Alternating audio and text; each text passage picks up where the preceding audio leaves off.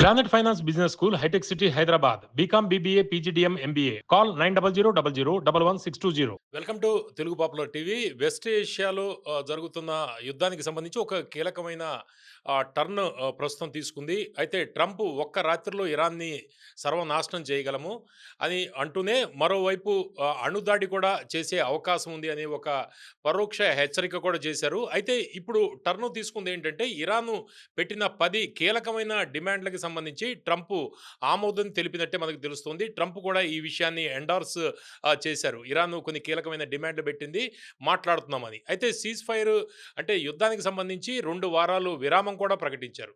అసలు ఈ ఓవరాల్గా Persian line versus super power మధ్యలో ఎవరు గెలిచారు, ఎందుకు ఇరాన్ పెట్టిన డిమాండ్లని ట్రంప్ ఒప్పుకోవాల్సిన పరిస్థితి ఎదురైంది, మొత్తం ఈ 10 పాయింట్స్కి సంబంధించి మనం విశ్లేషణ చేద్దాం. మనతోటి జియో పొలిటికల్ అనలిస్ట్ సురేష్ కొచ్చటిల్ గారు ఉన్నారు. నమస్కారం సురేష్ గారు. సురేష్ గారు, మొదటి నుంచి రెజిమ్ చేంజ్, న్యూక్లియర్ ప్రోగ్రాము ఆపేయాలి, యురేనియం ఎన్రిచ్మెంట్ ఆపేయాలి, ఇలాంటి కీలకమైన డిమాండ్లతోటి యుద్ధం స్టార్ట్ అయింది. అయితే ఇప్పుడు మనం చూస్తే ఇరాన్నే అప్పర్ హ్యాండ్ అయింది. గతంలో ఎప్పుడూ పెట్టని పాయింట్లు ఇరాన్ పెట్టి ఇరాన్ విక్టరీ సాధించినట్టు కనిపిస్తుంది. ఈ 10 పాయింట్ల మీద మీ విశ్లేషణ ఏంటి? సీరియస్ లాగా తయారవుతుంది. ఇప్పుడు ప్రతిరోజు ఒక మలుపు తిరుగుతుంది.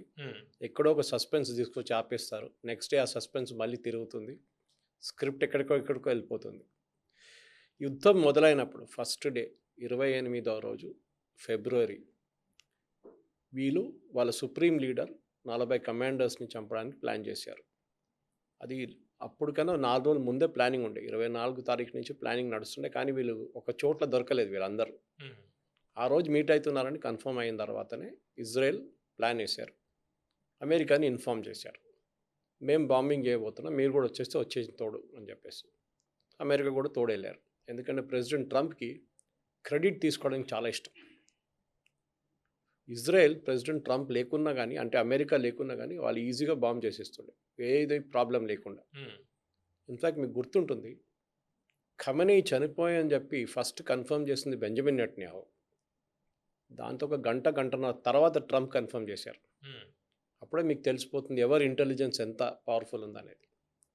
సో ఇజ్రాయెల్ ఆబ్జెక్టివ్ చాలా క్లియర్ ఉండే పవన్ గారు. వాళ్ళకి ఇప్పుడు కాదు, 40, 50, 60 సంవత్సరాల నుంచి, మీకు గుర్తుంటే 60s ఉన్న 6 డే వార్ నుంచి వాళ్ళకి ప్రాబ్లం ఉంది. వాళ్ళ నైబర్స్తో వాళ్ళకి ఎప్పుడు గొడవనే. మనకి పాకిస్తాన్తో ఎట్లా ఉందో, చైనాతో ఎట్లా ఉందో, దానికన్నా దారుణ పరిస్థితి ఇజ్రాయెల్ది. ఎందుకంటే ఈ అరబ్ నేషన్స్ అందరు కలిసి వాళ్ళకు ఒక్కటే పాట, Israel has no right to exist. Israel అనే దేశం ఉండకూడదు, అంతే. అప్పుడు మీరు ఎట్లా బతుకుతారు చెప్పండి? అప్పుడు మీరు ప్రూవ్ చేయాల్సి వస్తుంది, మేము దేశంగా మేము ఉంటాము, మేము బతుకుతాము, వి విల్ ప్రాస్పర్ అని చూపించాము. ఈ అరబ్ నేషన్స్ దగ్గర ఉన్నది ఒకటే, ఆయిల్, డబ్బులు. వాళ్ళ దగ్గర ఈ ఏం చెప్తారు, బ్రెయిన్ పవర్ ఎక్కువ లేదు. అది ఒక్కటే ఎక్సెప్షన్, దాన్ని ఇరాన్. ఇరాన్ దగ్గర బ్రెయిన్ పవర్ చాలా మంచిది. వాళ్ళ ఎడ్యుకేషన్ సిస్టమ్ సూపర్. వాళ్ళకి మిగతా అరబ్ దేశాలు ఇప్పుడే కదా పికప్ చేసుకున్నారు. పెద్ద పెద్ద ఇంటర్నేషనల్ యూనివర్సిటీస్ని తీసుకొచ్చి అక్కడ పెట్టి వాళ్ళు చదివించడానికి కాదు, బయట నుంచి స్టూడెంట్స్ తెచ్చుకోవడానికి. భారతదేశం లాంటి కంట్రీస్ నుంచి కెలాగ్ కానీ పెద్ద పెద్ద అమెరికన్ యూనివర్సిటీ తీసుకొచ్చి అక్కడ బ్రాంచెస్ పెట్టి, లేకుంటే ఆఫ్షోర్ సెంటర్స్ పెట్టి నడిపిస్తున్నారు. ఇరాన్ దగ్గర ఒక అడ్వాంటేజ్ ఉంది, అది ముందు నుంచి. ఇరాన్ మీద దాడి చేయడం అనేది చాలా మటుకు ఈ అరబ్ నేషన్స్కి పడదు ఎప్పుడు, ఎందుకంటే వాళ్ళకు కూడా భయం ఉంది, భయం ఉండే కూడా. కానీ ఇజ్రాయెల్కి ఒకటే problem, Hamas, Houthi, Hezbollah, 3 H's sponsored by Iran. వీళ్ళు ఇప్పుడు కాదు, లెబనాన్లో 40 సంవత్సరాల నుంచి హమాస్, హెజ్బుల్లాతో పోరాడుతున్నారు. ఇజ్రాయెల్ ఇప్పుడు కూడా వాళ్ళని ఒక చోటికి తీసుకురాలేకపోతున్నారు. వాళ్ళు మళ్ళీ ఆగుతుంది, మళ్ళీ స్టార్ట్ అవుతుంది, మళ్ళీ ఆగుతుంది, మళ్ళీ స్టార్ట్ అవుతుంది. సీజ్ ఫైర్ ఉంటుంది, మళ్ళీ సీజ్ ఫైర్ బ్రేక్ అవుతుంది. హమాస్ మీరు చెప్పినట్లు క్వాట్ అయిపోయారు. వాళ్ళ మీద చేసిన దాడుల తర్వాత లీడర్షిప్ మొత్తం పోయింది. వాళ్ళ దగ్గర డబ్బులు లేవు, ఆయుధాలు లేవు. హూతీలు కూడా సైలెంట్గా కూర్చున్నారు, అప్పుడప్పుడు మిసైల్ ఫైర్ చేస్తారు, అది ఉన్నా అని చూపించడానికి. హమాస్ అంటే గాజా, అంతే. హమాస్ గాజా, హూతీలేమో యమన్లు. సో లెబనాన్ కూడా చాలా క్లియర్గా చెప్పారు, వీళ్ళు ఇక్కడి నుంచి గెట్ అవుట్ అని చెప్పారు హెజ్బుల్లాకి, కానీ వాళ్ళు వెళ్ళరు. హూతీలు ఇక్కడ మన హమాస్ కూడా అంతే కదా, గాజా వాళ్ళ ఇల్లు కాదు, గాజా వాళ్ళ టెరిటరీ కాదు, వాళ్ళకి టెర్రర్ గ్రూప్ గాజాలో వచ్చి కూర్చున్నారు వాళ్ళు, ఇది మాదని చెప్పేసి. యాక్చువల్లీ అది పాలెస్టీనియన్ అథారిటీ కంట్రోల్ ఉంది, యాసిర్ అరఫాత్ వాళ్ళ పార్టీ వాళ్ళ కంట్రోల్ ఉంది, కానీ వాళ్ళు మెయింటైన్ చేయలేకపోతున్నారు. వెస్ట్ బ్యాంక్ చూడండి, అది వాళ్ళ చేతిలోనే ఉంది ఇప్పుడు కూడా, పాలెస్టీన్ అథారిటీ. అక్కడ ప్రాబ్లం లేదు, ప్రాబ్లం గాజాలో ఉంది. ఇజ్రాయెల్కి ఏంటంటే ఒక ఎగ్జిస్టెన్షియల్ థ్రెట్ అంటాం మన ఇంగ్లీష్లో. వాళ్ళకి ప్రతిరోజు పొద్దున్న లేచి చేయవలసింది ఏంటంటే మాకు ఎట్లా బతకాలి మేము. ఎకనామికలీ ప్రాబ్లం లేదు వాళ్ళకి, financially they are very strong, technologically super, డిఫెన్స్లో కూడా చాలా మంచిది, innovations, science and technology they are really brilliant. చిన్న దేశం కానీ దే డూ అమేజింగ్ వర్క్. ఇది ఇజ్రాయెల్ దగ్గర ఒకటే ఏంటంటే మేము మా మీద రోజు పొద్దున్న లేవగానే వాళ్ళేం ఆలోచిస్తున్నారు, హెజ్బుల్లాడు ఆలోచిస్తున్నాడు ఇవాళ ఇజ్రాయెల్లో ఎక్కడ బాంబు వేద్దాం, ఎక్కడ మిసైల్ పంపిద్దాం. హమాసోడు అదే ఆలోచిస్తాడు ఇవాళ ఇజ్రాయెల్ మీద ఎక్కడ దాడి చేయాలి. హూతీలు అక్కడి నుంచి ఆలోచిస్తున్నాడు ఇవాళ ఇజ్రాయెల్ వైపు నుంచి వెళ్ళే కదా షిప్ మీద ఎప్పుడు దాడి చేయాలి. ఇరాన్ ఏమో వీళ్ళకి సపోర్ట్ ఇస్తుంది. ఈ పరిస్థితి ఉండే ఒక 3-4 సంవత్సరాల ముందాక. ఆ రోజు అక్టోబర్ 7 జరిగిన దాడిలో అందరూ తెలుసు, ఇరాన్లో ఇజ్రాయెల్లో ఆల్మోస్ట్ 1200 మందిని చంపారు. అది మన హమాస్ టెర్రరిస్ట్ అంటే కాదు, గాజా నుంచి వచ్చిన సివిలియన్స్ కూడా ఉన్నారు దాంట్లో చాలామంది. అట్లనే చాలామందిని కిడ్నాప్ చేసి తీసుకెళ్లారు, approximately same amount of people. ఆ మూమెంట్ నుంచి ఈ రిలేషన్షిప్ మారిపోయింది. అప్పుడు ఇజ్రాయెల్కి అర్థమైపోయింది ఇది మేము ఇట్లానే స్టేటస్ కోగా నడిపించకపోతే నడవదు, వన్స్ అండ్ ఫర్ ఆల్ ఈ ప్రాబ్లమ్ని మేము ఫినిష్ చేసేసేయాలి, వన్స్ అండ్ ఫర్ ఆల్. అది హమాస్తో చేశారు చాలా మటుకు, ఎవరు ఏబుల్ టు డూ ఇట్. కానీ హెడ్ ఆఫ్ ద స్నేక్ అంటాం మనం ఇప్పుడు, అది ఇరాన్ పాము అక్కడ ఉంది మెయిన్. వీళ్ళందరూ చిన్న చిన్న అఫిలియేట్స్, తలకాయ ఎక్కడ ఉంది, కొడితే తలకాయ మీద కొట్టాలి. సో దానికోసం they took a decision that తలకాయని కొట్టాలంటే ఫస్ట్ వాళ్ళ లీడర్ని కొట్టాలి. అది ఖమనీ. ఆల్మోస్ట్ 38 సంవత్సరాల నుంచి పరిపాలిస్తున్నాడు. ఆయన కొట్టాలంటే ఈజీ కాదు. ఒకటి ఆయన ఏజ్, ఆయనకున్న ప్రొటెక్షన్, ఇంకోటి మూడో కొడితే దానికున్న పొలిటికల్ కాంప్లికేషన్స్ ఏముంటుంది ఇజ్రాయెల్కి తెలుసు అది. కానీ మనం చూసాం ఈ అటాక్ జరిగిన తర్వాత ఎక్కువ గొడవ లేకుండే. యూజువలీ ఇట్లాంటి వాళ్ళని కొట్టంగానే ఒక 10 మంది సూసైడ్ బాంబర్లు వాళ్ళు వీళ్ళంతా తయారైపోతారు, బాంబులు వేయడము, ఇజ్రాయెల్ మీద మిసైల్ వేయడం మొదలు పెడతారు. కానీ అంత పెద్ద ప్రాబ్లం లేకుండే, మిసైల్స్ ఉండే అప్పుడప్పుడు, కానీ సిచ్యువేషన్ వాజ్ రిలేటివ్లీ కూల్. ఎందుకంటే ఆయనతో పాటు 40 మంది కమాండర్ని కూడా తీసుకెళ్ళిపోయారు, ఇజ్రాయెల్ మొత్తం కొట్టేశారు వాళ్ళని కూడా. సో రియాక్షన్ టైం ఎక్కువ లేకుండే వాళ్ళ దగ్గర. కానీ అదే రాత్రి రోజు ఇజ్రాయెల్ మీద దాడి చేశారు వాళ్ళు, మిసైల్స్ చేశారు, అన్నీ చేశారు వాళ్ళు. ఇప్పుడు జరుగుతుంది ఏంటంటే పవన్ గారు, యుఎస్ దీంట్లో దూరి వచ్చేసారు, వాళ్ళకి దీంట్లో పని లేకుండా. యాక్చువల్లీ ఈ యుద్ధం ఇజ్రాయెల్, నేను చెప్పాను దీనికన్నా ముందు, ఇజ్రాయెల్ అండ్ అరబ్ నేషన్స్ అంటే ప్రిన్సిపలీ ఇరాన్తో నడుమిట్లో గొడవ.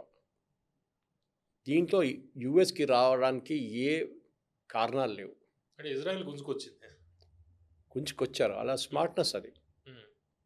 యూ ఆల్సో గాట్ బ్రెయిన్స్ కదా, యూ ప్రెసిడెంట్ ట్రంప్ దగ్గర అడగాలి, మీకు బుద్ధి లేదా, మీరు చెప్పాలి ఉండే, అరే మీ యుద్ధం నువ్వు చూసుకో, సపోర్ట్ కావాలన్నా నేను ఇస్తాను, ఏది ఇంటెలిజెన్స్ సపోర్టు, టెక్నికల్ సపోర్ట్ అదని నేను ఇస్తాను, నా షిప్పులు కూడా పెట్టేస్తాను కావాలంటే, నీ దగ్గర ఎయిర్క్రాఫ్ట్ కెరీర్ లేదు కదా, మా దగ్గర ఉంది, 2 పెట్టేస్తాను అక్కడ, కానీ దాడిలో దిగి మేము పార్టిసిపేట్ చేయం, అది నువ్వు చూసుకో.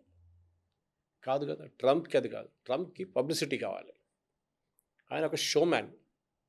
నేను బాంబ్ చేశాను, 200 మంది చనిపోయారు, ఆయనకు ఆ థ్రిల్ ఉంది చెప్పడానికి. ఎప్స్టీన్ ఫైల్స్ కూడా అంటున్నారు కదా, దానివల్ల ఆ ప్రెషర్ అది ఉండొచ్చు. కానీ ఈ ఎప్స్టీన్ ఫైల్స్ సపోజ్ దానికన్నా 2 నెలల ముందు వచ్చింది అనుకోండి ఈ ఛాన్స్ బాంబ్ చేయడానికి, అప్పుడు ఎప్స్టీన్ ఫైల్స్ ఇష్యూ ఉండదు కదా. అప్పుడు ఆ మూమెంట్లో లక్కీగా దొరికారు. ఎప్స్టీన్ ఫైల్స్ ఇప్పుడు కూడా ఆగలేదు, నడుస్తుంది ఇప్పుడు కూడా. బ్లాక్మెయిల్ చేశాడు నెతన్యాహు ట్రంప్ అనేది. పామ్ బాండీని ఎందుకు ఫైర్ చేశారు, ఎప్స్టీన్ ఫైల్స్ మీద ఫైర్ చేశారు, ఆయన డిఫెండ్ చేయలేదని చెప్పి సెనెట్లో. ఎనీవే నెతన్యాహు స్మార్ట్ సార్, ఆయన తప్పేముంది, ఆయన దేశ సెక్యూరిటీ భద్రతని కాపాడుకుంటున్నారు అంతే. దాని ఏ స్ట్రాటజీ వాడతారో అది వాళ్ళ పాయింట్ ఆఫ్ వ్యూలో ఉంటుంది. ట్రంప్ ఆలోచించాలండి, ఈ యుద్ధంలో నేను ఎందుకు దిగుతున్నాను, నాకు దీంట్లో ఏముంది, ఏం స్టేక్స్ ఉంది, ఏం లేదు, చుట్టుపక్కల అన్ని దేశాల్లో నా బేసెస్ ఉన్నాయి, నేను అక్కడ కూర్చొని తమాషా చూస్తాను, నేను ఎందుకు దీంట్లో రావాలని, ఇది ఉండాలి ఆయన యాటిట్యూడ్. అది కాకుండా ఆయన కావాలని చెప్పి దీంట్లో దునికిండు అంత. దాని తర్వాత ఏమైంది ఇప్పుడు? హ్మ్. వార్‌లో ఎంటర్ కావడం చాలా ఈజీ. అవును. దాని నుంచి బయటికి రావడం అవును. చాలా టఫ్. సో 38 రోజులు, 39 రోజులు అని చెప్పుకోవచ్చు మనం. యుద్ధం జరిగింది. ట్రంప్ నేను ధ్వంసం చేశాను, ఇరాన్ లేదు, నేవీ లేదు, ఎయిర్ ఫోర్స్ లేదు, వాళ్ళకేం లేదు. ఇరాన్ కంప్లీట్ బ్రిడ్జ్‌లు కొట్టేస్తున్నాను, పవర్ ప్లాంట్లు కొట్టేస్తున్నాను. సివిలైజేషన్ నేను మాయం చేసేస్తున్నాను. అవును. ఈవెన్ హిట్లర్ ఇట్లాంటి పదాలు వాడలేదు. హిట్లర్ జ్యూస్‌ని కంప్లీట్‌గా ఎక్స్‌టర్మినేట్ చేస్తా అన్నారు. కానీ అవును. నేను ఆ సివిలైజేషన్ ఫినిష్ చేస్తాను హిట్లర్ ఎప్పుడు చెప్పలేదు. ఈయన హిట్లర్ కన్నా దారుణం ఈయన పరిస్థితి. And it's a war crime. Section 55 Geneva కన్వెన్షన్‌లో హ్మ్. పదాలు వాడితే కూడా చాలు. మీరు చేయక్కర్లేదు. చెప్పి నేను ఇట్లాంటి కంప్లీట్ కమ్యూనిటీ నేను ఫినిష్ చేసేస్తాను అంటే that means it's a war crime. అది ప్రెసిడెంట్ ట్రంప్ తెలుసు. తెలిసి కూడా ఆయన అడ్వైజ్ చేయడానికి పక్కనున్న అడ్వైజర్స్ భయపడుతున్నారు. ఈ ఎంటైర్ ఎపిసోడ్‌లో ఒక్కడే మనిషి has come out with flying colours. Hmm. Vice president JD Vance. ఆయన ఒక్కరే ప్రెసిడెంట్ ట్రంప్‌కి వ్యతిరేకంగా మాట్లాడడానికి టిపికల్లీ చెప్పాలంటే దమ్ముంది ఆయనకి. Rest all were is chamchas. ఆయన ఏం చెప్తే దాన్ని చప్పట్లు కొట్టి yes very good excellent go do it అని చెప్తారు. అది మార్కో రూబియో ఉండొచ్చు, పీట్ హెస్గెత్ ఉండొచ్చు, వాళ్ళ మిగతా స్టాఫ్ ఉండొచ్చు, అందరు everybody backed him.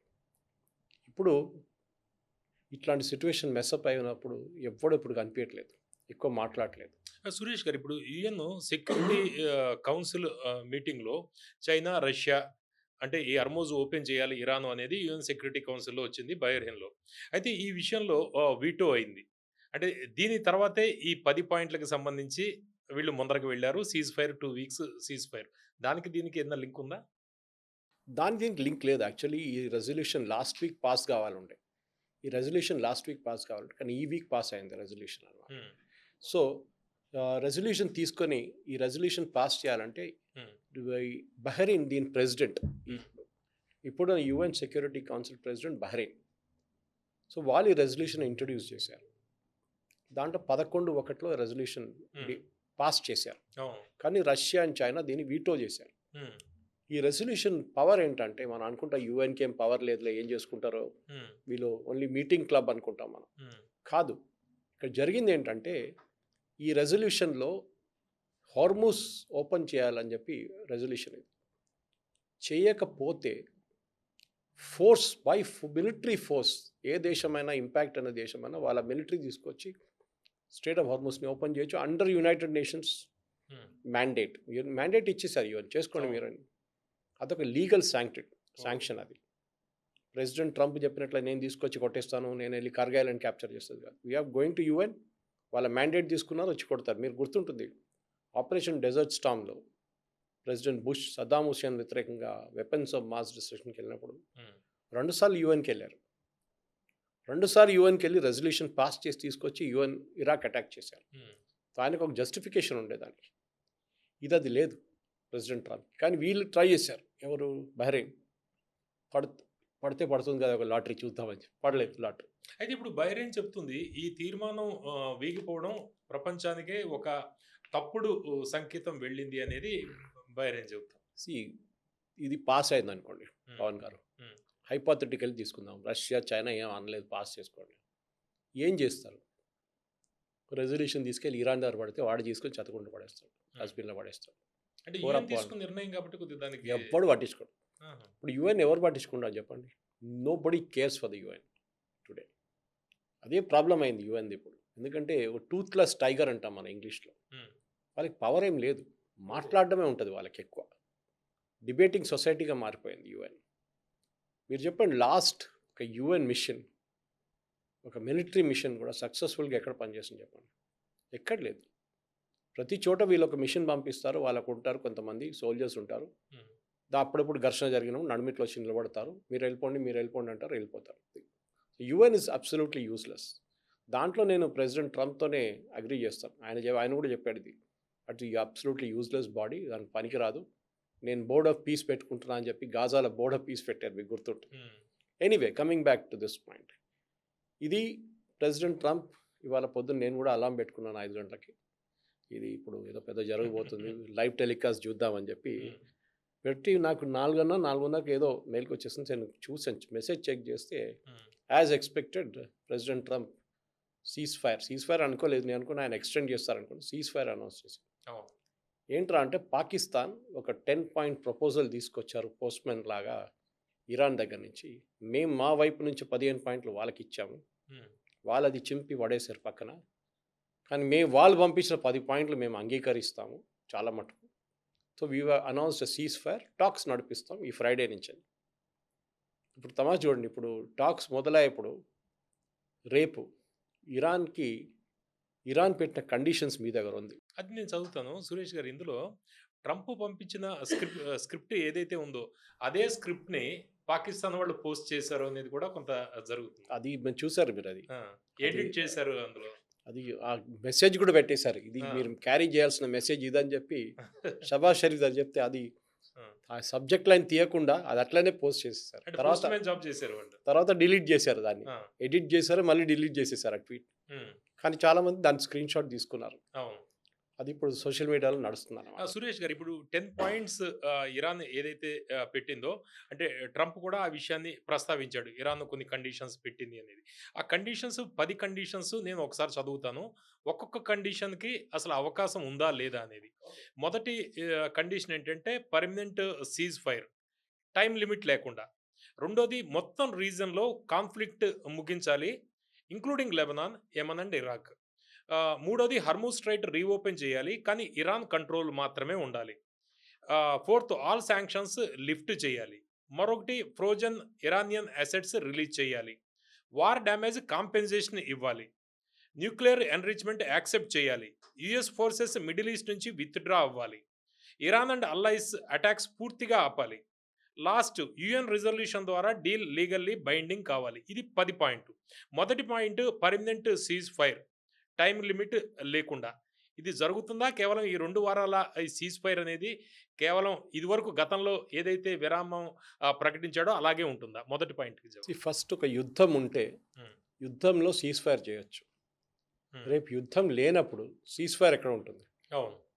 Okay. So మీరు అనుకోండి, రేపు బహుశా ఒక 2 వారాల లోపలనే మేము యుద్ధం అంతా ఆపేస్తున్నాం. హ్మ్. మా షిప్పులను తీసుకెళ్ళిపోతున్నాం. మా దగ్గర ఎవరు ఉండరు. మాకు ఈ యుద్ధంతో సంబంధం లేదు. మేము వెళ్ళిపోతున్నాం అంటారు. అప్పుడు సీజ్ ఫైర్ అక్కర్లేదు. సీజ్ ఫైర్ అంటే 2 దేశాల నడిమిట్లో ఓకే, యాజ్ ఆఫ్ నౌ మేము విరామన ఒక ఇంటర్వెల్ లాగా బ్రేక్ తీసుకుంటున్నాం. హ్మ్. తర్వాత మనం చూద్దాం ఏమైతుంది. మనం కూడా చూసాం పాకిస్తాన్ నుంచి ఆపరేషన్ సింధూర్ టైంలో వాళ్ళ వైపు నుంచి ఒక సీజ్ ఫైర్ ఆఫర్ వచ్చింది మనకి. మనం పొలిటికల్ క్లియరెన్స్ తీసుకొని దాన్ని యాక్సెప్ట్ చేసాం. సీజ్ ఫైర్ అంటే ఎప్పుడైనా ఏదైనా జరిగితే ఈ thing will come back into war position. మనం కూడా చెప్పాం ఆపరేషన్ సింధూర్ పాజ్డ్లో ఉంది, హ్మ్. ఆపలేదు, యుద్ధం ఆగలేదు. సో అవును.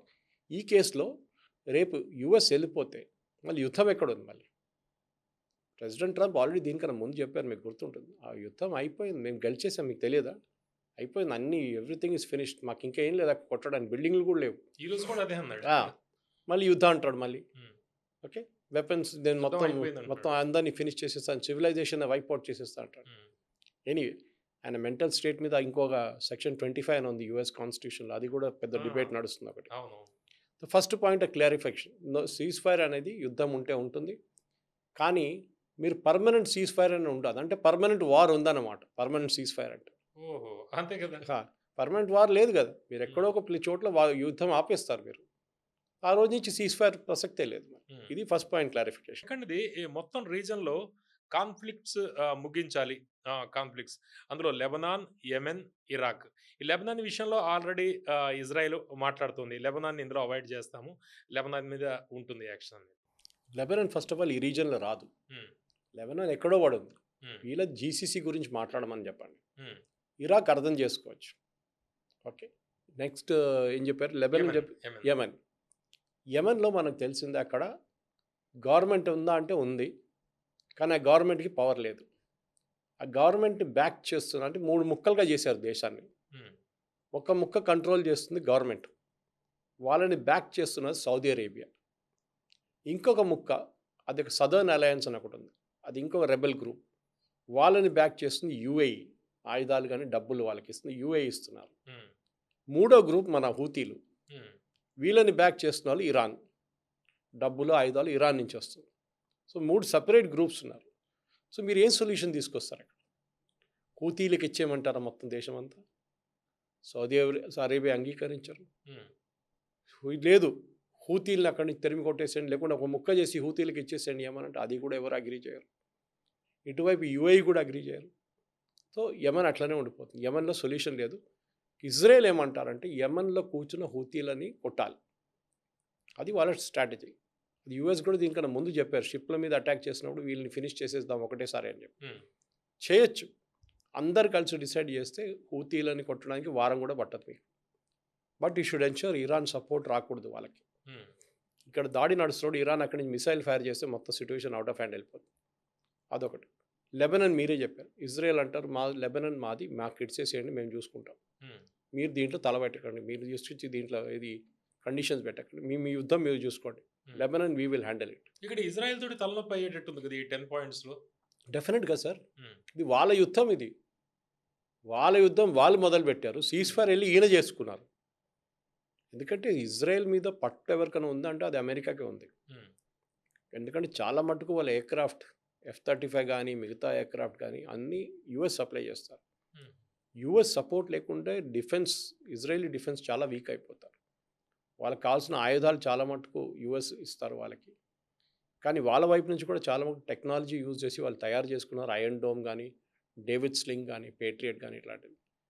At the same time America మీద ఉన్న ఇంటెలిజెన్స్ మీద వాళ్ళు డిపెండ్ అవుతారు చాలా మటుకు. హ్మ్. చాలా క్లోజ్గా పనిచేస్తారు ఇద్దరు. మీరు చూస్తుంటారు లాస్ట్ 10 రోజులు జరిగిన బాంబింగ్లో యూఎస్ అండ్ ఇజ్రాయెల్ అటాక్ట్ అని చెప్పి వస్తుంటుంది న్యూస్ ఎప్పుడు. అవును. యూఎస్ అండ్ ఇజ్రాయెల్ కలిసి బాంబ్ చేశారు, యూఎస్ బాంబ్ చేశారు, ఇజ్రాయెల్ బాంబ్ చేశారని చెప్పారు. యూఎస్ అండ్ ఇజ్రాయెల్ కంబైన్ అంటే వాళ్ళు ఇద్దరు కలిసి పనిచేస్తున్నారు చాలా క్లోజ్ కోఆర్డినేషన్లో.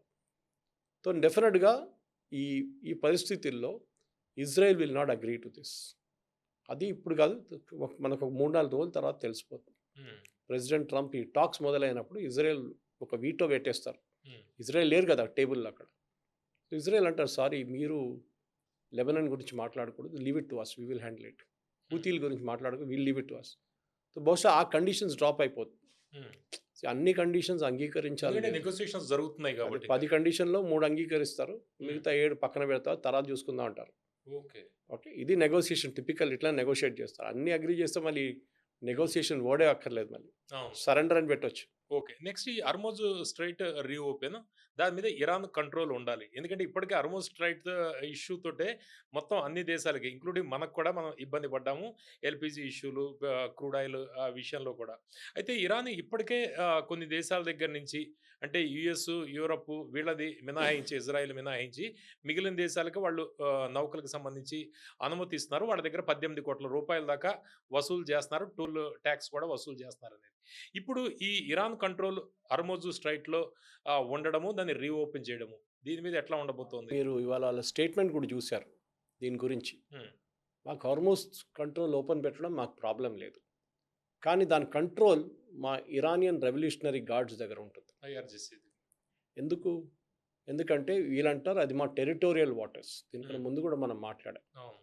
మా మా ల్యాండ్ మాస్ నుంచి ఇంత దూరం దాకా మా టెరిటోరియల్ వాటర్స్. అక్కడి నుంచి ఎవడెళ్తాడో మాకు తెలియాలి. ఓకే. సో మా మా పర్మిషన్ తీసుకోవాల్సి వస్తుంది. హ్మ్. కానీ యుద్ధం మొదలయ్యే ముందు దాకా ఈ కండిషన్ లేకుండే.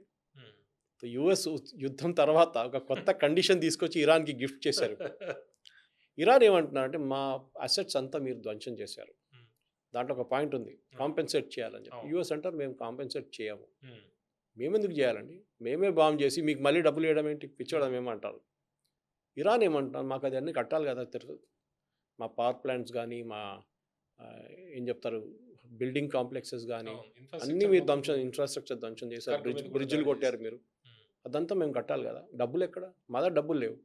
మీరు ఎన్నో సంవత్సరాల నుంచి మా మీద శాంక్షన్స్ పెట్టారు, మేము ఆయిల్ అమ్మలేకపోతున్నాం మార్కెట్‌లో. సో పని చేస్తాం మనం. అక్కడి నుంచి వెళ్తే ప్రతి షిప్ దగ్గర మేము ఒక అమౌంట్ తీసుకుంటాం.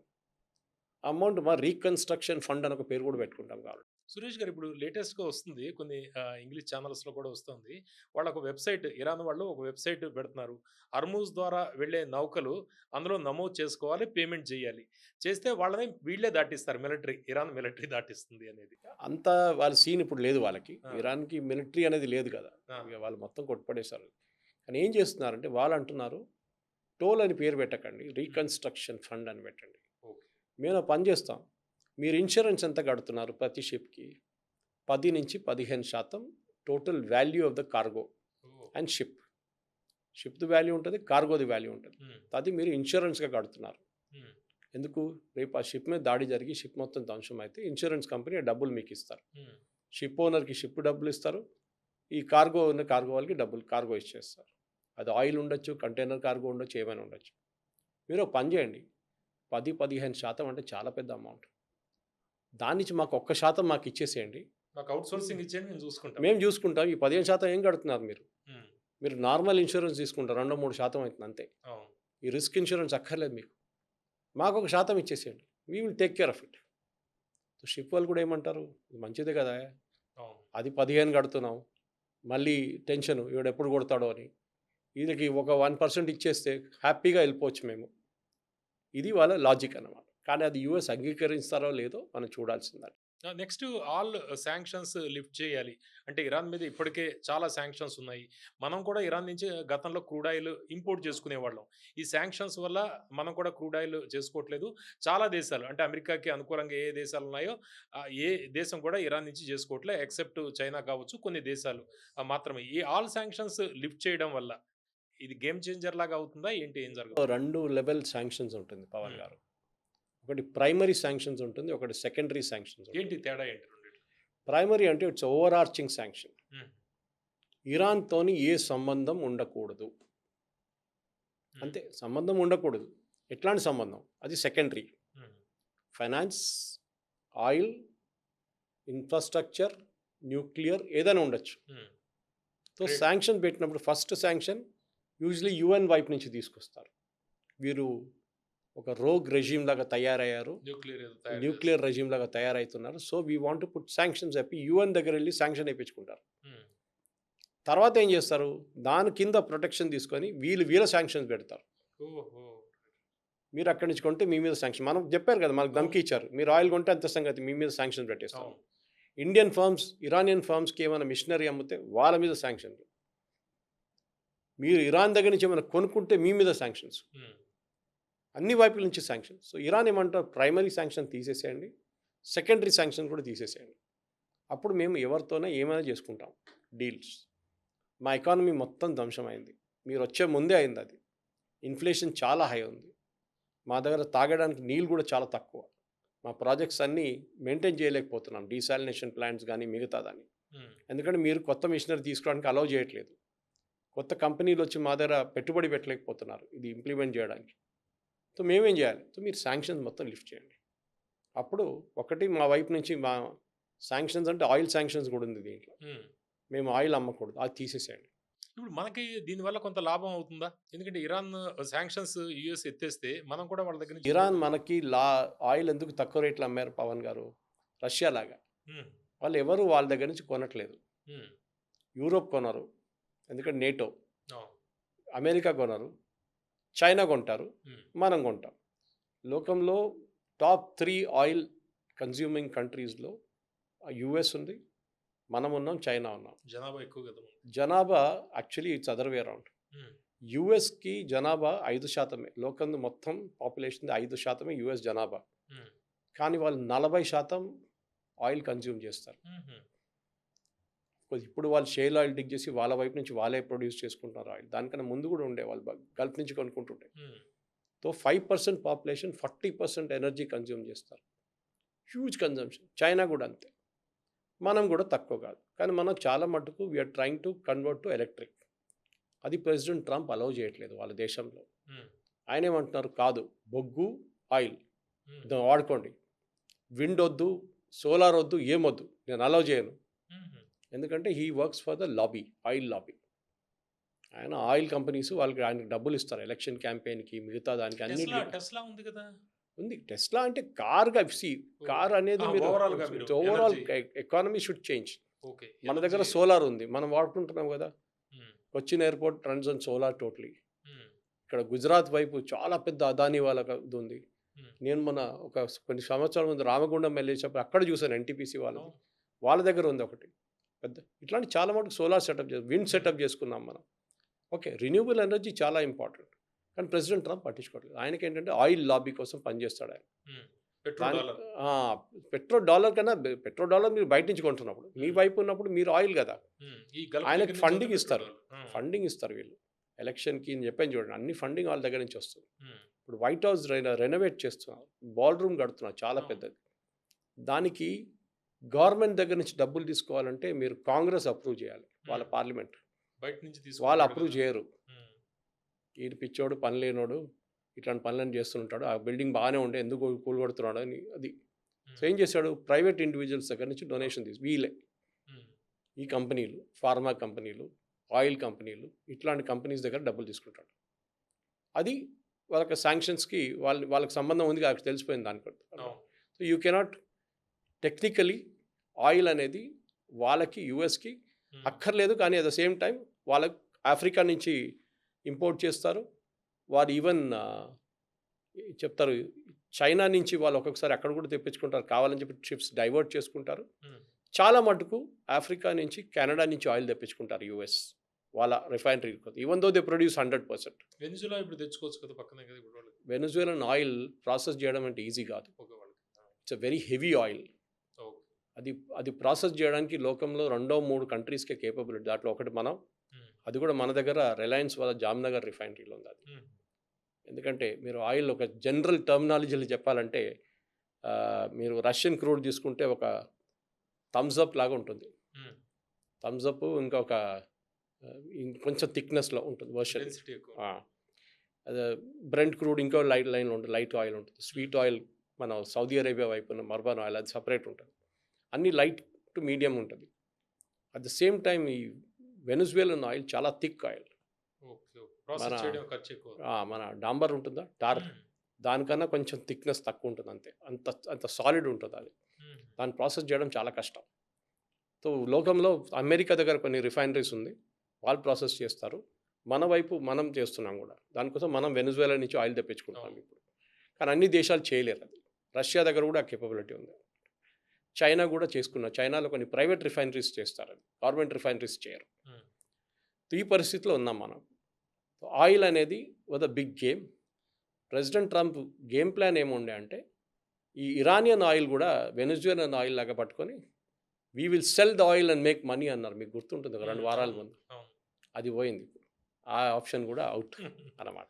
ఆ! సురేష్ గారు నెక్స్ట్ ఈ ఫ్రోజెన్ ఇరానియన్ అసెట్స్ రిలీజ్ చేయాలి అనేది ఒక పాయింట్. అంటే ఏంటిది? ఇవి ఇరానియన్ ఏమైందంటే అసెట్స్. వీళ్ళ మీద శాంక్షన్స్ పెట్టినప్పుడు అది హ్మ్. ప్రెసిడెంట్ ఒబామా టైం నుంచి దానికన్నా ముందు గూడా స్టార్ట్ అయింది. హ్మ్.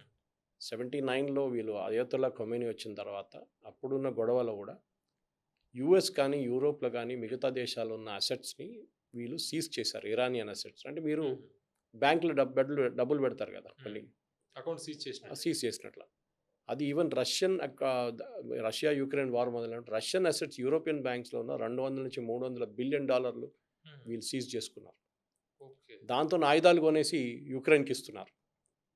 రష్యన్ డబ్బులు, రష్యన్ డబ్బులు సీజ్ చేసి హ్మ్. యూఎస్ దగ్గర నుంచి ఆయుధాలు కొని యుక్రెయిన్‌కి ఇచ్చి ఆ పేమెంట్ ఏమో రష్యన్ బ్యాంక్ అకౌంట్ నుంచి యూఎస్‌కి ఇస్తున్నారు. ఆలోచించండి. ఎవరి డబ్బులు లేవు. అంతా రష్యా డబ్బులు పోతున్నాయి. అవును. సో, ఇరానియన్ అసెట్స్ కూడా అట్లా చాలా అక్కడక్కడ పడున్నాయి. హ్మ్. అదంతా సీజ్ చేశారు. దాంట్లో కొంత మటుకు ప్రెసిడెంట్ ఒబామా రిలీజ్ చేశారు. ఈ న్యూక్లియర్ అగ్రీమెంట్ సైన్ చేసినప్పుడు. హ్మ్. అది ప్రెసిడెంట్ ట్రంప్ ఇప్పుడు కూడా రిమైండ్ చేస్తుంటాడు. ఈ gave away our talks payer money కాదు. టాక్స్ పేయర్ మనీ కాదది. It is not US talks payer money. అది ఈస్ ఇరాన్ గవర్నమెంట్స్ మనీ అది. దాని నుంచి కొంచెం పర్సెంటేజ్ ఇచ్చారు హ్మ్. ఒబామా. మీరు మైల్‌స్టోన్ పేమెంట్స్ లాగా. మీరు నెక్స్ట్ యురేనియం ఈ డీల్‌కి ఇక్కడొచ్చినప్పుడు ఇంత, దాని తర్వాత ఇంత, దాని తర్వాత ఇంత అని చెప్పి స్టేజ్ వైస్ పెట్టారు. కానీ దాని తర్వాత ఒబామా వెళ్ళిపోయిన తర్వాత అగ్రీమెంట్ కూడా ఫెయిల్ అయింది. ట్రంప్ వచ్చిన తర్వాత దాన్ని చింపి పక్కన పడేశారు. సో, దాన్ని అడుగుతున్నారు విచ్ ఇస్ ద రైట్. హ్మ్. దాంట్లో తప్పేం లేదు. పెద్ద పనేం గాదు. They have to give that ఈ మనీ ఈ బ్యాక్. వార్ డ్యామేజ్ సంబంధించి కాంపెన్సేషన్ ఇవ్వాలి అనేది. ఇప్పటికే అమెరికా చాలా భారీ స్థాయిలో ఖర్చులు పెట్టేసింది. అక్కడ ఫుల్ ప్రెషర్ వస్తుంది యూఎస్‌లో. మనం చూస్తున్నాము. వార్‌ని చాలామంది 60% వ్యతిరేకించారు. ప్లస్ అతని మీద ఇంకా 25 సెక్షన్ 25 అనేది కూడా వస్తుంది. ఇటువంటి కండిషన్‌లో వార్ డ్యామేజ్ కాంపెన్సేషను ట్రంప్ ఒప్పుకుంటాడా? ఒప్పుకుంటే ఎక్కడి నుంచి తీసుకొచ్చి ఇస్తాడు? ఎలా ఇస్తాడు? ఇవ్వడు. హ్మ్. ఈ సెక్షన్ అంగీకరించరు. వాళ్ళేమంటారు, మీరు ఆ టోల్ ఉంది కదా కలెక్ట్ చేసుకోండి అంటారు. హర్ముజ్ దగ్గర నుంచి ఆ! చేసుకున్నాడు. నా పాకెట్ నుంచి నేనియ్యను. ఎందుకంటే ఇది లాజిక్ ఎట్లా అయిపోయిందంటే, నేనే పలగొట్టిన తర్వాత, మిగిలిన నేనే దేశాల దగ్గర ధ్వంసం నుంచి కూడా చేసిన తర్వాత చేసుకోండి నేనే అంటాడు. డబ్బులు కట్టమంటే ఎట్లా అది? ఆహా! నేను అది ధ్వంసం చేయడానికి నేను డబ్బులు ఖర్చు పెట్టాను. నాకు పర్ వీక్ 1 బిలియన్ ఖర్చయింది. హ్మ్. ఇప్పుడు దాకా 5, 6 వీక్స్ అయిపోయినాయి. హ్మ్. 11 బిలియన్ అప్పటిదాకా ఖర్చయిపోయింది. 11-12 బిలియన్. హ్మ్. మళ్ళీ నువ్వు అంటున్నావు, నేను మళ్ళీ దానికి కూడా డబ్బులు నా దగ్గర ఇయ్యమంటే నేనెందుకు ఇస్తాను? హ్మ్. నేనివ్వను. దాంట్లో నేను ఒక 10% కొట్టుంటాను. 90% ఇజ్రాయెల్ వాళ్ళు కొట్టారు. హ్మ్. నేనేం చేయాలి? నేనెందుకు డబ్బులియ్యాలి? నేనియ్యను. మీరు కలెక్ట్ చేసుకోవాలంటే వాళ్ళ దగ్గర నుంచి కలెక్ట్ చేసుకోండి. ఏది టోల్‌లో. అది నేను పక్కన నిలబడి తమాషాగా చూసుకుంటాను. నేనేమనను. న్యూక్లియర్ ఎన్రిచ్‌మెంట్‌కి సంబంధించి ఇది యాక్సెప్ట్ చేయాలి. అసలు ఈ వార్ స్టార్ట్ అయిందే యురేనియం ఎన్రిచ్‌మెంట్ తగ్గించాలి అనేది మెయిన్ పాయింట్. దాంతోటే ఈ రెజిమ్ చేంజ్ ఇవన్నీ కూడా వచ్చాయి. దాన్ని వీళ్ళు యాక్సెప్ట్ చేస్తారా? న్యూక్లియర్ ఎన్రిచ్‌మెంట్ యాక్సెప్ట్ చేయాలి అనే పాయింట్. చాలా బ్రాడ్‌గా చెప్పారు. న్యూక్లియర్ ఎన్రిచ్‌మెంట్‌లో స్టాండర్డ్స్ ఉంటుంది. హ్మ్. వీళ్ళ దగ్గర ఒక న్యూక్లియర్ పవర్ ప్లాంట్ ఉంది. రష్యా నడిపిస్తున్నారది. హ్మ్. మన దగ్గర కూడం కులం కట్టినట్ల రష్యా అవును. కట్టించారు, కానీ వీళ్ళు మెయింటైన్ చేయలేరు. మనం మెయింటైన్ చేస్తున్నాం. హ్మ్. యెస్టర్‌డే వి Yesterday అచీవ్డ్ అవును. క్రిటికాలిటీ దానికి. అవును. సో, అట్లాంటి ఒక పవర్ ప్రాజెక్ట్ వాళ్ళ దగ్గర ఉంది. దానికి యురేనియం కావాలి. అట్లాంటి ప్రాజెక్ట్‌కి యురేనియం మన దగ్గర చర్లపల్లిలో ఉన్న న్యూక్లియర్ ఫ్యూయల్ కాంప్లెక్స్ లాగా they have to process it. హ్మ్. ట్యూబ్స్‌లో తయారు చేస్తారు న్యూక్లియర్ మెటీరియల్ యురేనియం తీసుకొని. దాన్ని పవర్ ప్లాంట్‌కి పంపిస్తారు, న్యూక్లియర్ పవర్ ప్లాంట్‌కి. హ్మ్. వీళ్ళ దగ్గర ప్రాబ్లమ్ ఏంటంటే, ఇప్పుడు అది 20% కన్నా తక్కువ ఉండాలి. Then only you can use it for peaceful purposes like hmm. Power plant. So, బహుశా ఏం జరగొచ్చంటే, ఇప్పుడు అమెరికా చెప్తున్నారు వీళ్ళ దగ్గర 60% ప్యూరిటీ ఉన్న యురేనియం కూడా ఉంది. ప్యూరిటీ పెరిగితే అది ఆటం బాంబ్ అయిపోతుంది. తయారు చేయొచ్చు. చేయొచ్చు. హ్మ్. On their own uranium atom bomb కాదు. హ్మ్. దానికి ఎన్రిచ్‌మెంట్ పెద్ద పెరిగి ప్రాసెస్ ఉంది మళ్ళీ. ఓకే. ఓకే. అది అంటే మీకు ఎన్రిచ్‌మెంట్ పెరిగితే వాళ్ళది అది ఎప్పుడైనా మీకు వాళ్ళు తయారు చేయడానికి చేయొచ్చు వాళ్ళే. సిద్ధంగా ఉన్నట్టే అది పెద్ద వాళ్ళు. ఒక ప్రాసెస్ అది. హ్మ్. ఒక to make a nuclear bomb is fission, fusion అది చాలా పెద్ద టెక్నాలజీ అది. ఓకే. ఫిజిక్స్ వస్తుందక్కడ. సో, దాంట్లో ఏంటంటే వీళ్ళు బహుశా ఏం జరగొచ్చు అంటే నా అంచనా ప్రకారం ఐఏఈని తీసుకొస్తారు. హ్మ్. ఈ యురేనియం ఒక సేఫ్ ప్లేస్‌లో పెడతాం మేము. మేము ముట్టం దాన్ని. ఓకే. ఈ ప్లేస్‌లో ఉంటుంది. CCTV 100% CCTV coverage. హ్మ్. ఐఏఈ ఇన్స్‌పెక్టర్స్ వచ్చి ప్రతి రోజు, ప్రతి వారం, 6 నెలలకొకసారి ఎప్పుడు కావాలంటే వచ్చి ఇన్స్‌పెక్ట్ ఇప్పుడు చేసుకోవచ్చు. పాకిస్తాన్‌లో చేయిస్తున్నట్టు. సో, అదేంటి ప్రాబ్లమ్ అంటే, దీనికన్నా ముందు ఇది ఉండే. ఐఏఈ ఇన్స్‌పెక్టర్స్ ఉండే. కానీ కొన్ని సంవత్సరాల ముందు ఈళ్ళ నడుమిట్ల చాలా పెద్ద గొడవ జరిగింది. ఎస్పెషల్లీ ట్రంప్ ఫస్ట్ టర్మ్‌లో ఐఏఈని వీళ్ళు అక్కడి నుంచి తొలగించేశారు. హ్మ్. గెట్ ఔట్ అన్నారు ఇరాన్. దాని తర్వాత ఐఏఈ ఇన్స్‌పెక్టర్స్ రాలేదు తిరిగి. సో, బహుశా ఇప్పుడు వాళ్ళని పిలిపించుకొని తిరిపి ఇదొక షార్ట్ టర్మ్ అరేంజ్‌మెంట్‌గా చేసుకుంటారు హ్మ్. దీన్ననమాట. యూఎస్ ఫోర్సెస్ మిడిల్ ఈస్ట్ నుంచి విత్‌డ్రా అవ్వాలి. యూఎస్ బలమంతా కూడా ఈ గల్ఫ్ కంట్రీస్‌లో వాళ్ళు ఉండడం వాళ్ళ యూఎస్ బేస్‌లున్నాయి. ఈ వార్ స్టార్ట్ అయ్యేటప్పటికి ఇరాన్ వాళ్ళ యూఎస్ బేస్‌లని కొట్టడాలు ఇవన్నీ చూసాం. వాళ్ళకి పట్టున్నదంతా కూడా వాళ్ళ బేస్‌లో ఉండడం వల్లే. ఇప్పుడు యూఎస్ ఫోర్సెస్ మిడిల్ ఈస్ట్ నుంచి విత్‌డ్రా అవ్వాలి అంటే నాకు ఈ టర్మినాలజీ అర్థం కాలేదు. హ్మ్. అంటే ఈ యుద్ధానికి వచ్చిన ఫోర్సెస్ అంటున్నారా? వాళ్ళ పర్మనెంట్‌గా ఉన్న ఫోర్సెస్ అంటున్నారా? హ్మ్. అంటే నెగోషియేషన్స్‌లో తేలుతాయి రా ఇవన్నీ. ఎందుకంటే 2 ఉన్నాయి. ఒకటి వీళ్ళు షిప్స్ తీసుకొచ్చారు. రైట్. రైట్. ఆ! 2 ఎయిర్‌క్రాఫ్ట్ క్యారియర్‌లు, 20 డెస్ట్రాయర్‌లు, సబ్‌మెరైన్‌లు అది ఇది, ల్యాండ్ ఫోర్సెస్, అలూద్ ఎయిర్ బేస్‌లో కూర్చున్నారు చాలామంది. వీళ్ళని రిటర్న్ పంపియాలంటున్నారా? లేకుంటే ఉన్న బేసే బంద్ చేయమంటున్నారా? అంటే జనరల్‌గా ఈ పాయింట్స్ పెట్టేటప్పుడు జనరిక్‌గా పెడుతుంటారేమో గదా! నెగోషియేషన్‌లో బయటకొస్తుందది. ఆహా! సో, అక్కడి నుంచి ఇప్పుడు సౌదీ అరేబియా ఉన్న బేస్‌లు గాని, యూఏఈలో ఉన్న బేస్‌లు గాని, బహ్రెయిన్‌లో ఉన్న ఫిఫ్త్ ఫ్లీట్ గాని, కువైట్‌లో ఉన్న ఎయిర్ బేస్ గాని, హ్మ్. అట్లనే ఖతార్‌లో ఉన్నాయి. ఇదన్నీ వీళ్ళు ఒమాన్‌లో గూడా ఉంది వీళ్ళకి బేస్ యూఎస్‌కి. ఈ బేస్‌లు వాళ్ళు క్లోజ్ చేయరు. అది వాళ్ళకి స్ట్రాటజిక్ మూవ్ అది. అమెరికా ప్రతి చోట వాళ్ళ బేస్ ఉంటుంది. ఆఫ్రికాలో ఉంది, మిడిల్ ఈస్ట్‌లో ఉంది, హ్మ్. యూరోప్‌లో ఉంది, జర్మనీలో వాళ్ళ బేస్ ఉంది. పెద్ద ఒక బేస్ ఉంది. American air force base. So, వాళ్ళు ప్రతి చోట్ల మెయింటైన్ చేసుకుంటారు వాళ్ళు. ఎందుకంటే వాళ్ళు లోక పోలీస్ మెన్ వాళ్ళే గదా! హ్మ్. లోకమంతా పోలీస్ నడిపిస్తుంది వాళ్ళే. అవును. సో, డెఫినిట్‌గా బహుశా వాళ్ళు ఏం చెప్తున్నారంటే, ఇప్పుడున్న ఫోర్సెస్ మీరు దీనికోసం తీసుకొచ్చిన ఫోర్సెస్ని రిటర్న్ తీసుకెళ్ళిపోండి. హ్మ్. అది పాసిబ్లీ అమెరికా అంగీకరిస్తారు. ఓకే. యూఎన్ రిజల్యూషన్ ద్వారా ఈ డీల్ మొత్తం లీగల్‌గా బైండ్ చేయాలి అనేది. దీన్ని మొత్తం ఈ లీగల్‌గా యూఎన్ రిజల్యూషన్ తీసుకొస్తుంది. తర్వాత భవిష్యత్తులో ఏం జరగదు అనేది మా యూఎన్ గ్యారంటీ కదా! గ్యారంటీ ఇస్తుందా? ఎవరిస్తారు? యుఎన్ ఎవరు గ్యారంటీ ఇస్తారు యుఎన్ రెజల్యూషన్? హ్మ్. రేపు అమెరికా ఇదంతా చేసిన తర్వాత మళ్ళీ యురేనియం బాంబ్ తయారు చేస్తున్నారా? మళ్ళీ కొట్టాలంటే ఏం చేస్తారు మీరు? హ్మ్. ఎవరు ఆపుతారు? మీరు యూఎన్‌కెళ్ళి చెప్తారా? అమెరికా వచ్చి మమ్మల్ని కొడుతున్నారు మళ్ళీ. మీరే కాదు నిన్న గ్యారంటీ ఇచ్చింది. ఇంటర్నేషనల్ లెవెల్‌లో గ్యారంటీస్ పనిచేయవు. ఫైనాన్షియల్ ఇన్‌స్ట్రుమెంట్స్ అంటే ఇంకోటి. ఇది యుద్ధం. ఇక్కడ నేను గ్యారంటీ ఇవ్వాలి మిమ్మల్ని కొట్టనని చెప్పినప్పుడు ఎప్పుడు లేదు. నేను కావాలంటే నేను చెప్పిన మాట మీరు వినకపోతే మిమ్మల్ని కొడతాను నేను. అది. సో, గ్యారంటీస్‌లో అది కూడా ఉంటుంది. Hmm. If you are violate this will happen to you. మీరు ఇది పాటిస్తే ప్రాబ్లమ్ లేదు. పాటియకపోతే ఇది ప్రాబ్లమ్. హ్మ్. పనిష్మెంట్ ఉంటుంది. సో, అది డ్రా ఔట్ చేయాల్సొస్తుంది. అది పాసిబ్లీ ఔట్ సైడ్ యూఎన్ కూడా చేయొచ్చు. బైలాటరల్‌గా చేయొచ్చు. యూఎస్ అండ్ ఇరాన్ కూర్చొని సంతకం పెట్టొచ్చు డాక్యుమెంట్ మీద. హ్మ్. సేయింగ్ దట్ ఈ 20 పాయింట్లు, 30 పాయింట్లు దాన్ని డీటెయిల్ చేస్తారు వాళ్ళు. ఇదన్నీ చేసిన తర్వాత వీళ్ళిద్దరు సంతకం పెడతారు. హ్మ్. అది సెక్రటరీ ఆఫ్ స్టేట్ లెవెల్‌లో లేకుంటే ఫారెన్ మినిస్టర్ లెవెల్‌లో సంతకం పెడతారు అది. హ్మ్. దాంతో జనరల్‌గా సరిపోతుంది. మనం ఏమైనా డీల్స్ చేసుకుంటాం. ట్రేడ్ అంతే. డీల్స్ అట్లా అంతే. పెట్టేసుకుంటాం. దానికి ఇంకా లీగల్ సాంక్టిటీ ఉంది. హుహు. యూఎన్‌కెళ్తే ఎవడు పట్టించుకోడు మిమ్మల్ని. హ్మ్. వాడంటాడు నాకు తెలియదు అంటాడు. రేపు యూఎన్ సెక్రటరీ జనరల్ అంటాడు. నేనేం చేయాలండి? నా పోలీసోడు ఉన్నాడా? నా ఆర్మీ ఉందా? అంటాడు. హ్మ్. ఇది. నేనేం చేయలేను. మీరెళ్లి మాట్లాడండి యూఎస్‌తో అంటారు. So, better than that is direct bilateral agreement చేయడం బెటర్ ఉంటుంది. సీజ్ ఫైర్ విషయంలో ఈ 2 వీక్స్ సీజ్ ఫైర్ ఏదైతే ఉందో, ఇదంతా కూడా పాకిస్తాన్ విషయంలో పాకిస్తాన్ ద్వారానే జరిగింది కదా! మధ్యవర్తి ద్వారా. పాకిస్తాన్‌కి ఏదైనా అడ్వాంటేజా ఇది? పాకిస్తాన్ అడ్వాంటేజ్ ఒకటే ఉంది ఏంటంటే, ఒకటి they are a Muslim nation. హ్మ్.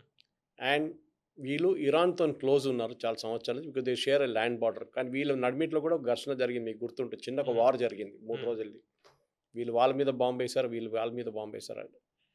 కానీ ఈ పరిస్థితులు ఎట్లా అయిపోయిందంటే, ఎవరు దీంట్లో తలపెట్టడానికి రెడీగా లేరు. దీనికన్నా ముందు మీకు గుర్తుంటే తుర్కీ అండ్ ఈజిప్ట్ కూడా వచ్చారు. అవును. వాళ్ళు పక్కన జరిగిపోయారు.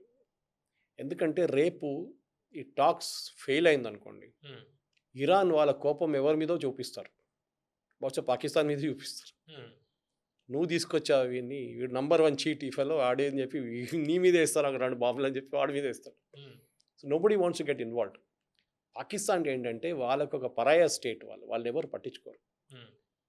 మీరు ఒక ఈజిప్షియన్ ప్రెసిడెంట్ దగ్గరెళ్లి మీరు ఇట్లా చేయండి అని చెప్తే ఆయన చేయడు.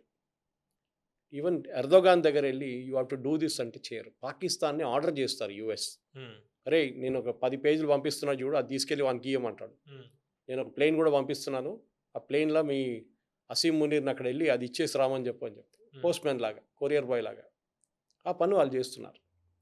అదే జయశంకర్ గారు చెప్పారు మొన్న. We don't want to be a postman. మమ్మల్ని ఇట్లా ఆర్డర్ చేయడంలో మాకు నచ్చదు ఎవరు. మేము మా పని మా వైపు చూసుకుంటాం. Pakistan is ready to do it. Hmm. ఎందుకంటే వాళ్ళకి ఇంటర్నేషనల్ లెవెల్‌లో they are a bankrupt nation. 430 లీటర్లు పర్ లీటర్ డీజిల్ అమ్ముతున్నారు వాళ్ళ దేశంలో. రూ. 434 పర్ లీటర్ ఆఫ్ డీజిల్ అమ్ముతున్నారు పాకిస్తాన్ రూపీస్‌లో. హ్మ్. ఆలోచించండి. ఆ ఆల్రెడీ పరిస్థితిలో సెమీ ఉన్నారు. లాక్‌డౌన్ కూడా స్టార్ట్ అయిందంట. వాళ్ళ వైపు they are a bankrupt nation వాళ్ళు. హ్మ్. యూఏఈ వాళ్ళ దగ్గర యూఏఈ దగ్గర అప్పు తీసుకున్నారు. వీళ్ళు అనుకున్నారు ఈ యుద్ధం నడిమిట్ల ఎవడు అడుగుతాడు అప్పు హ్మ్. రిటర్న్ అనుకున్నారు. యూఏఈ అన్నాడు మాకు అదంతా తెలియదు. మాకు డబ్బులు కావాలి. మాకు డబ్బులు లేవు ఇప్పుడు. ఇయ్యమన్నారు. ఇయ్యాల్సొచ్చింది. ఇంకెక్కడి నుంచో అప్పు తీసుకొని ఇచ్చారు యూఏఈకి. సో, పాకిస్తాన్ ఏంటంటే వాళ్ళ క్రెడిబిలిటీ ట్రై చేస్తున్నారు దీంట్లో. 10 మంది మా గురించి మాట్లాడతారు. పాకిస్తాన్ మ్యాప్‌లో ఎక్కడుందని తెలియని మనుషులు కూడా ఇప్పుడు పాకిస్తాన్ ఎక్కడుందో తెలుస్తుందండి. అవును. కానీ ఈ టాక్స్ అయిపోయిందనుకోండి, దాని హ్మ్. తర్వాత ఎవ్వడు పట్టించుకోడు పాకిస్తాన్‌ని. హ్మ్. టాక్స్ ఫెయిల్ అయిందనుకోండి, అవును. అది ఇంకా దారుణ పరిస్థితి. ఓకే. దాన్ని వీళ్ళనే బ్లేమ్ చేస్తారు. ఎందుకంటే ముగ్గురుంటే ముగ్గురిని బ్లేమ్ చేయొచ్చు.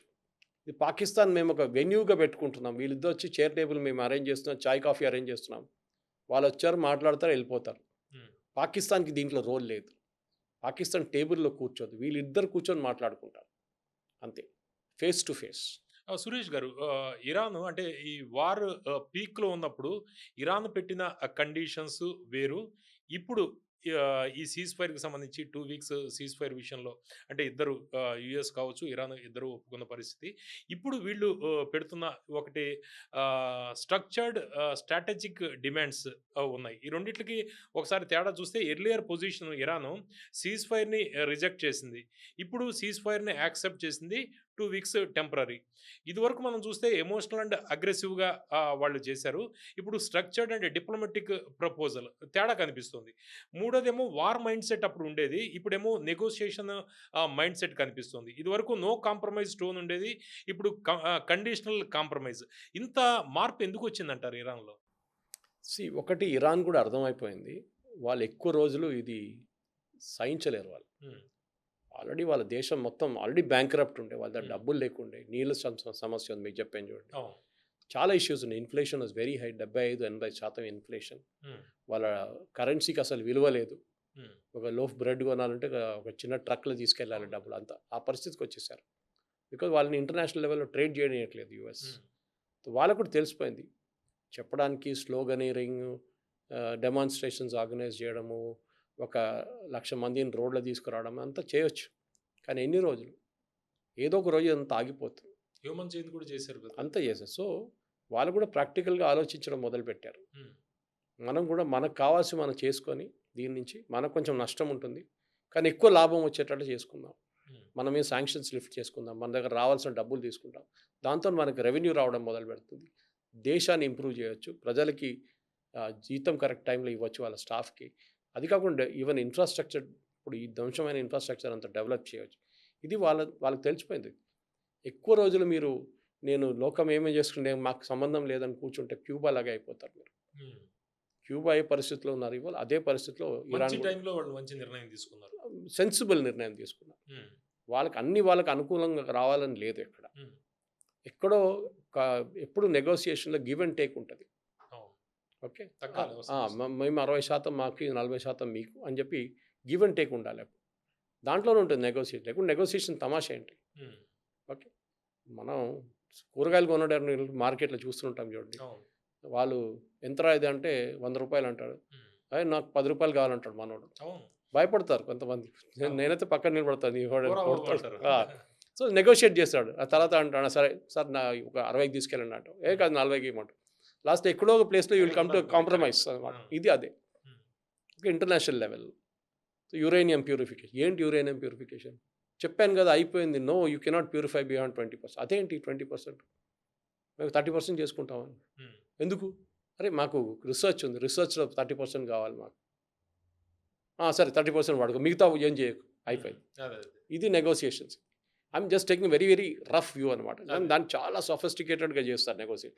దానికి కొన్ని ఎక్స్‌పర్ట్స్ ఉన్నారు. వీళ్ళు కూడా కాదు. ఇప్పుడు వెళ్తున్న ఫారిన్ మినిస్టరో వీళ్ళంతా నెగోషియేట్ స్పీకరు చేయలేరు. వీళ్ళంతా వాళ్ళు కూడా. అంటే బ్రాడ్ లెవెల్ నెగోషియేట్ చేస్తారు. హ్మ్. కానీ ఫైనల్ సంతకం పెట్టే ముందు ఉన్న నెగోషియేషన్స్ వాళ్ళ సైంటిఫిక్ టీమ్స్ చేయాల్సి వస్తుంది. హ్మ్. వాళ్ళ ట్రేడ్ సెక్రటరీస్ చేయాల్సి వస్తుంది.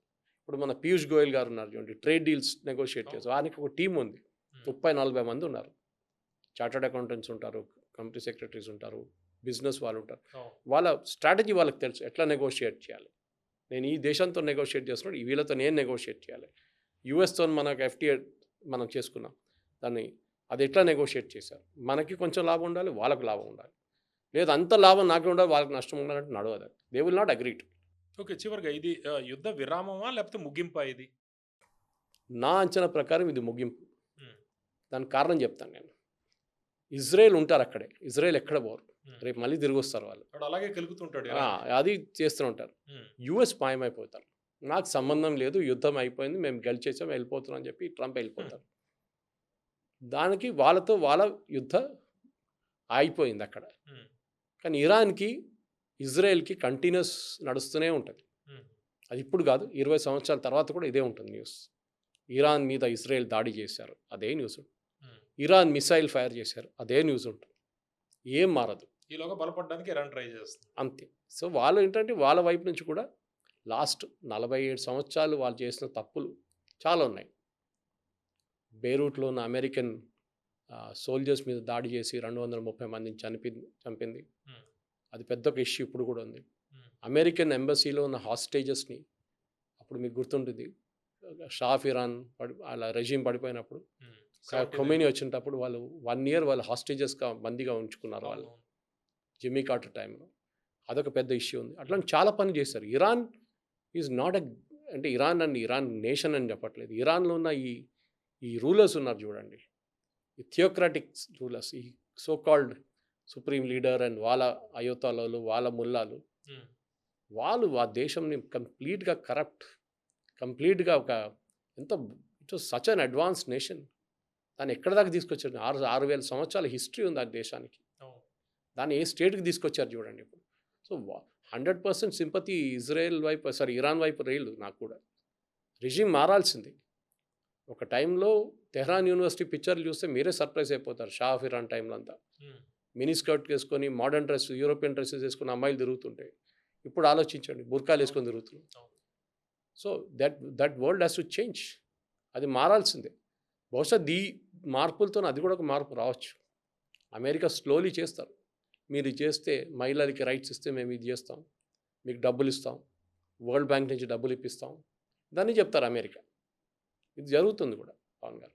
ఓకే. ఓకే, చూద్దాం. ఎనీవే ఫ్రైడే రోజు తర్వాత సాటర్డే ఏం జరుగుతుందో, వీళ్ళ హ్మ్. ప్రెస్ కాన్ఫరెన్స్ ఏమైనా ఉందా అని మనం చూడాల్సిందనమాట. ప్రస్తుతానికి ఈ సీజ్ ఫైర్ నేపథ్యంలో రానున్న రోజుల్లో మిడిల్ ఈస్ట్ వార్‌కి సంబంధించి యూఎస్ దూరం వెళ్తుంది. ముగింపుగానే మనం చెప్పొచ్చు. అయితే ఇరాన్, ఇజ్రాయెల్ మధ్య మాత్రం యుద్ధం రావణ కాష్టంలాగా ఇలా కొనసాగే అవకాశమే ఉంది అనేది సురేష్ కొచటిల్ గారు చెబుతున్నారు. ఈ ఓవరాల్‌గా ఈ సీజ్ ఫైర్ వల్ల ఇరాన్ లబ్ధి పొందే అవకాశమే మనకు కనిపిస్తుంది.